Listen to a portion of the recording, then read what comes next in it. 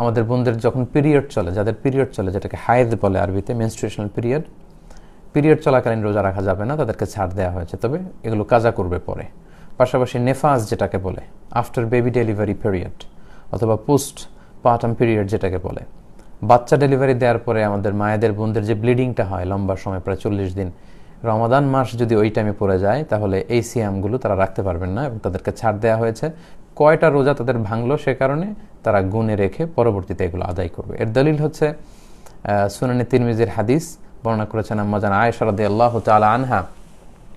তিনি বলেছেন যে কুন্না নাহিদু আলা আহদি রাসূলিল্লাহি সাল্লাল্লাহু আলাইহি সাল্লাম। আম্মা জান আয়েশা বলেন, আমরা আল্লাহ রাসূলের যুগে যখন আমাদের মাসিক হতো, সুম্মা নাথুর, এরপর আমরা সুস্থ হতাম, ফায়ামুরুনা বিকাদাইস সিয়াম, তখন আল্লাহর হাবিব সাল্লাল্লাহু আলাইহি ওয়াসাল্লাম রোজাগুলো কাজা করার জন্য আমাদেরকে আদেশ করতেন, কয়টা ভেঙেছো কাজা করে নাও।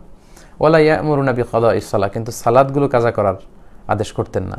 এবং এই বিধানটা সচরাচর বিধান আমরা জানি যে হায়েজের কারণে, মাসিকের কারণে বোনদের যে সিয়ামগুলো কাটা যায় এগুলো কাজা করতে হয়, কিন্তু সালাতগুলো পরে আর কাজা করা লাগে না। এবং আম্মা জান আয়েশা রাদিয়াল্লাহু তাআলা আনহা ওনার রমাদান যে সিয়ামগুলো কাজা হতো এগুলো তিনি পরবর্তী শাবান মাসে প্রায় 1 বছর পর, 11 মাস পরে এগুলো পালন করতেন।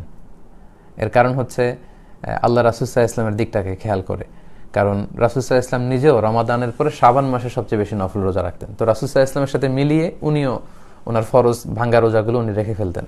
তাহলে হাজব্যান্ড ওয়াইফ আল্লাহ রাসূল সাল্লাল্লাহু আলাইহি ওয়াসাল্লাম এবং আম্মা জান আয়েশা দুজনে মিলে রোজা রাখছেন। বছরের অন্যান্য সময় আম্মা জান আয়েশা রাদিয়াল্লাহু তাআলা আনহা ওনার ভাঙতি রোজাগুলো রাখতেন না, এই কারণে, কারণ অন্য সময় আল্লাহ রাসূল সাল্লাল্লাহু আলাইহি ওয়াসাল্লাম হয়তো দিনের বেলায় আম্মা জান আয়েশা রাদিয়াল্লাহু তাআলা আনহার সঙ্গ চাইতে পারেন। তো উনি যদি কাজা রোজা রাখেন তখন তো সঙ্গ দিতে পারবেন না। তো এই জন্য আল্লাহ রাসূল সাল্লাল্লাহু আলাইহি ওয়াসাল্লামের দিকে খেয়াল করে আম্মা জান আয়েশা শাবান মাসে, পরবর্তী শাবান মাসে প্রায় 10-11 মাস পরে শাবান মাসে ওনার কাজা রোজাগুলো রেখে ফেলতেন রমাদানের আগে দিয়ে, কারণ আল্লাহ রাসূল সাল্লাল্লাহু আলাইহি ওয়াসাল্লাম নিজেও শাবান মাসে বেশি নফল রোজা রাখতেন।